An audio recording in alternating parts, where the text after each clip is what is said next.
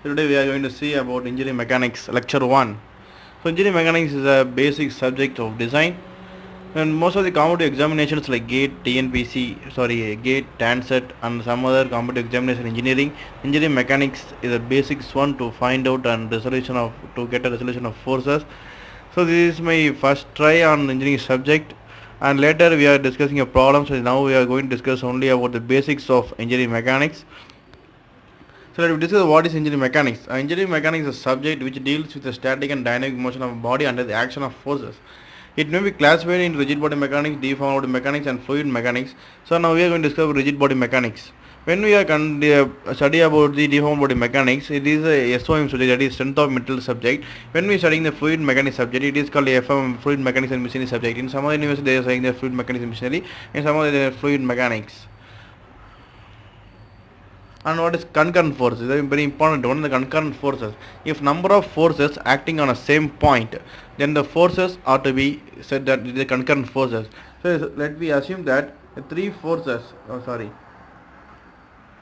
we assume that three forces acting on a same point, it is called concurrent forces. I am giving the name A, B and C. All the forces are doing outward direction. All the forces are in concurrent motion. And non-concurrent forces, the same thing. If number of forces act on a plane but not at the same point, and the forces are said to be non-concurrent forces. Let's say you assume that three forces A, B and C, some in opposite direction, same direction, A, B and C. The three forces are non-concurrent forces but in the same plane. And third one, Newton's law of motion. We are very familiar about the Newton's law of motion. The first law is that a body will be in equilibrium condition or in stable equilibrium until any other forces or any disturbing forces acting on the body. And the second law, the forces is proportional to the product of mass and acceleration, F equal to ma. And third law, in a system every reaction has an equal and opposite reaction. This is third law. We know very well about this Newton's law of motion, first law and second law and third law. So no need to explain more about this. So next one is parallelogram law. It's a very important law to add two vectors and find resultant forces with the help of the parallelogram law. So let we consider the parallelogram law says that if any two forces acting on the same point, then consider the forces as two sides of the parallelogram and draw a parallel line to the other two is the parallelogram, then the resultant will be in the diagonal of the parallelogram. This is a parallelogram law. So let me see some example. So the example is two forces. Force is called P, another force is called Q, and I am drawing this. I am assuming that the two forces P and Q are the parallelogram of two sides. I am drawing another two sides as parallel to Q and another side parallel to P, so that I get a parallelogram and draw one diagonal passes through the junction A. So the diagonal is known as resultant force. The P and Q are two forces acting as a parallelogram sides. This is a parallelogram law. And triangular law, if any two forces acting on a body are represented one after another by the sides of triangle, then the resultant will be closing side of triangle opposite direction. So let me see that if two forces the two forces acting one after another, and another will be closing side of the diagonal, that the reaction will be closing side of triangle but in opposite direction, that is it is in opposite side of triangle A, B and C. It is also known as we can split up the parallelogram into two halves. Let we see the diagram. Let we see here the two forces acting on it. I am drawing parallel lines so that one parallelogram will be formed here. So you can see that this is the resultant force 1 and 2. I am splitting this parallelogram into two parts. That is, I can say that 1 is equal to 2. So when I am saying 1 equal to 2, we can use this as a triangle. So this forms the triangular law.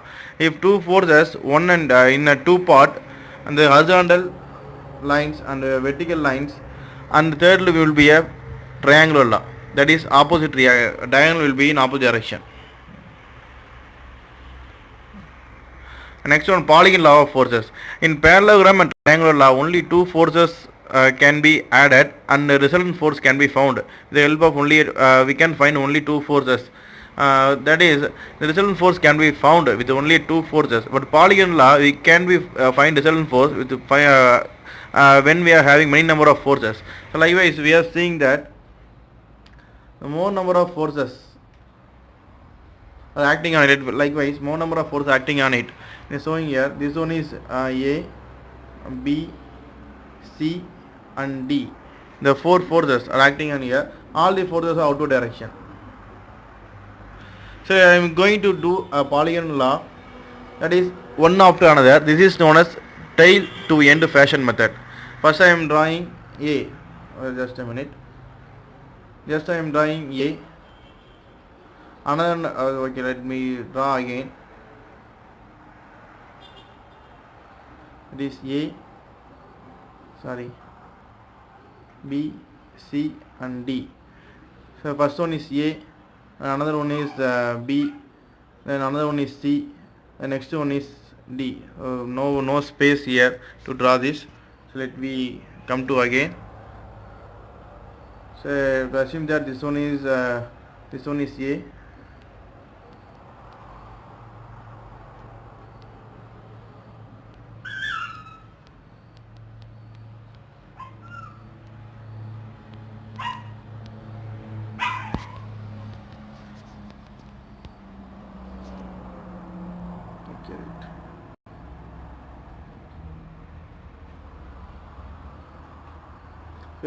So let me assume that the forces,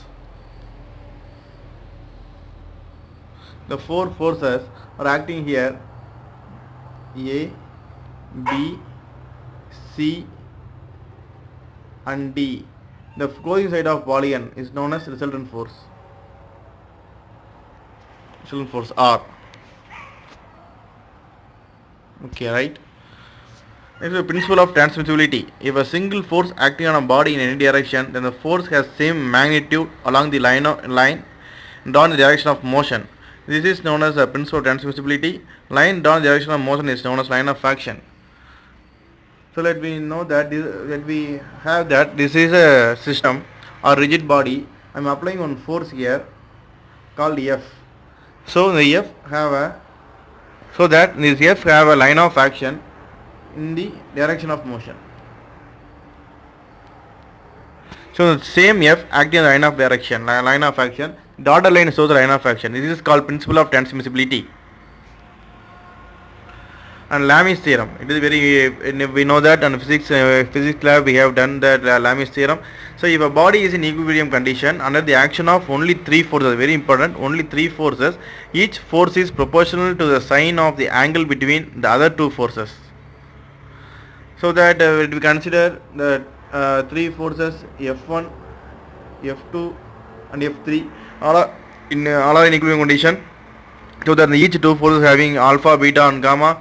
So that if we find the Lami's theorem means, that is we are finding the force for of F1, it is opposite to alpha. That's why it is known as it is written as F1 by sin alpha equal to and F2 by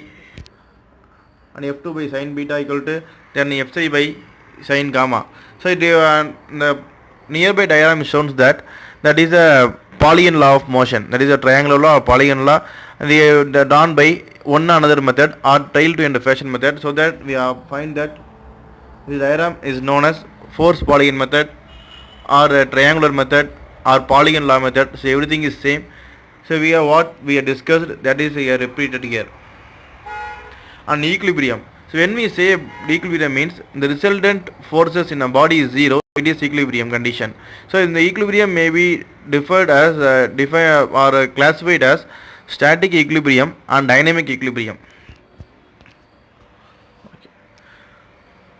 Then free body diagram. The diagram showing the body freed from all other bodies in contact and showing all the forces acting on it, including self weight. The free body diagram is very important one and very working and very comfortable to solve all the equations and all the forces in the problem. It is isolated from the surroundings. It is showing only the forces and reactions and sulfides in the body. Let we see the example.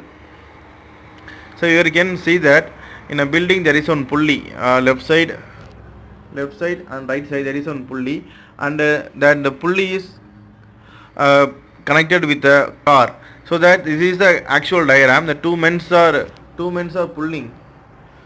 pulling the rope to lift the car. So that you can see here, this is a free bar diagram. The bottom is only the free bar diagram of this car and rope. So we are only showing that only the force acting on the rope and the car. We are not considering the building, the car and the man. These are the very that is unnecessary according to the problem. That's why we are only seeing that the forces only considered. This is very helpful and very useful to solve the problems. And this is a force triangle. You can see here, this is only the force triangle. So the force triangles are made by Polygon Law method or triangular law method. These are three forces acting, so triangular force method cannot be applied here. So more than two forces. If only two forces is applied here, we can apply a parallelogram law or triangular law. But more than two forces, we go for a Lami's theorem or Polygon Law of Forces. And rectangular very important topic is rectangular component of forces. This method only we are solving the problem. That is, if any forces acts inclined about horizontal or vertical, the forces has two components in the horizontal and vertical direction as sides of a perfect triangle. For equilibrium conditions, sum of horizontal and vertical force should be 0. So this enables system in static equilibrium. So I previously said that the equilibrium can be divided into two types. One is static equilibrium, dynamic equilibrium. So if horizontal and vertical forces are 0, then it is known as static equilibrium. So you can see in the diagram, the F is the resultant force. It is inclined to the horizontal or it may be inclined to the vertical. There will be two components, that is a rectangle of Fx and Fy. The two component of forces. The Fx is the horizontal force, Fy and Fy is the vertical force. We can write that Fx as Fx cos theta.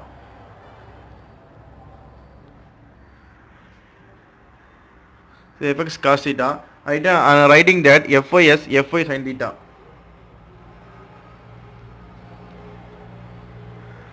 Fy sin theta. This is the two components, Fx y and Fx cos theta, Fy sin theta, two components. According to the diagram, there are the horizontal is Fx cos theta and vertical is Fy sin theta.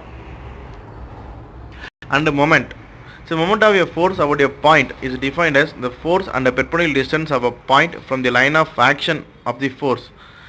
For equilibrium position, sum of horizontal forces, vertical forces and moments due to the forces all should be 0. This enables the system in dynamic equilibrium. So very important point here. So what is the moment? The moment of a force about a point is defined as the force and perpendicular distance. That is, force in distance is the formula for moment. The force into perpendicular distance of the point from the line of action of force.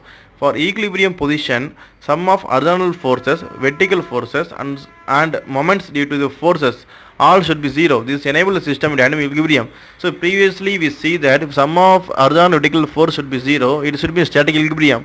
If sum of horizontal and vertical forces in addition to that moment also will be 0, then the body will be in dynamic equilibrium. So this is a very important in dynamics of machines. So let me see that what is the moment here. You can say this is a point A,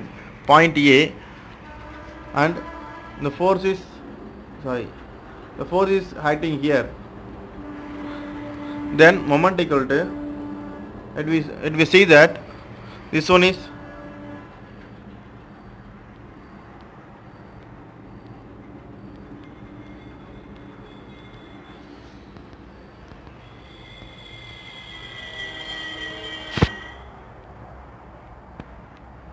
let we see that this one is x. Then moment at A equal to F into x, that is force into perpendicular distance. F into x. And variance theorem. Sorry, this is not correct one.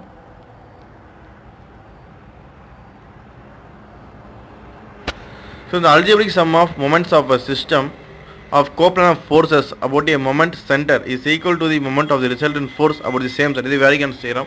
The algebraic sum of moments of system of coplanar forces about a moment center is equal to the moment of the resultant force about the same center.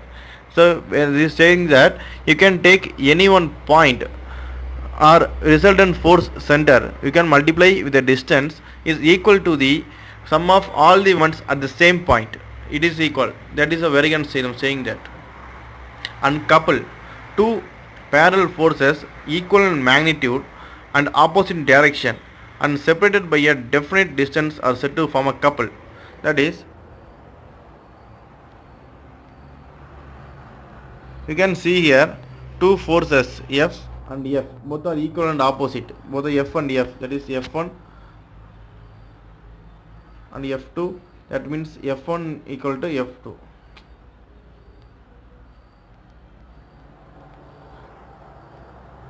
F1 equal to F2. So this forms a couple. In a real time example, you can see that handbar of a cycle, when you are turning the handbar of a cycle, it forms a couple. So this is the basics of engineering mechanics. So far you are watching. I am very thankful to you for watching this video. Kindly subscribe this video, and I will post regularly about this subject engineering mechanics. So I am preparing for a gate, and I am also interested to post gate question papers. In the next video I solving the real gate problems in this video.